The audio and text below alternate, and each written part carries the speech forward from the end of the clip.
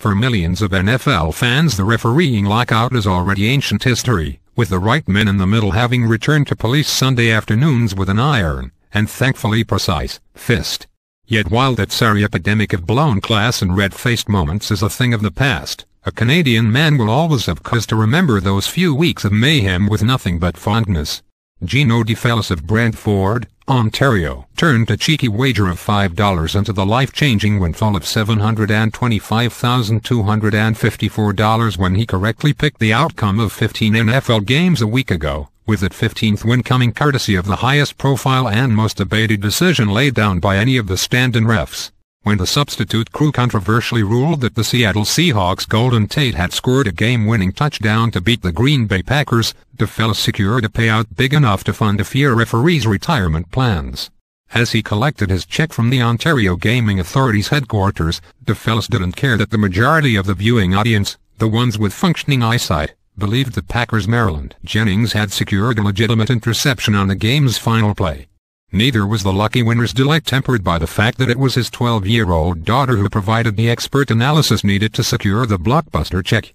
When the play was under review, I couldn't believe what was happening, he told reporters. When the call was made, I went nuts. I ripped open the envelope.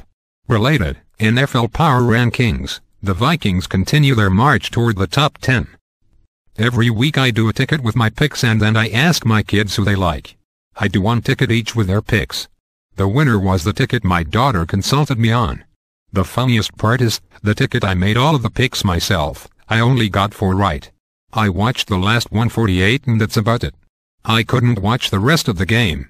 Tales of big wins on football bets are nothing new, with the heavy hitters of the gambling world putting their money where their mouth is each week on the Vegas line.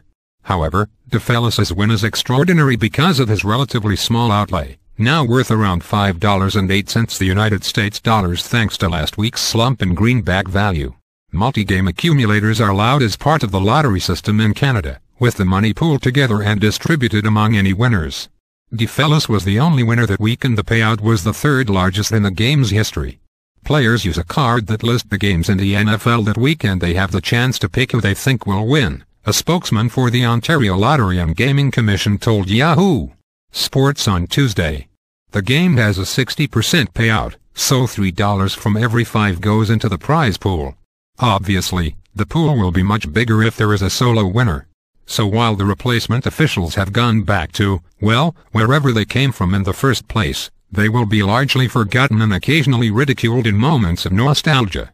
Except for in the home of Gino DeFellis, for whom the silliest call of the NFL season was mightily welcome.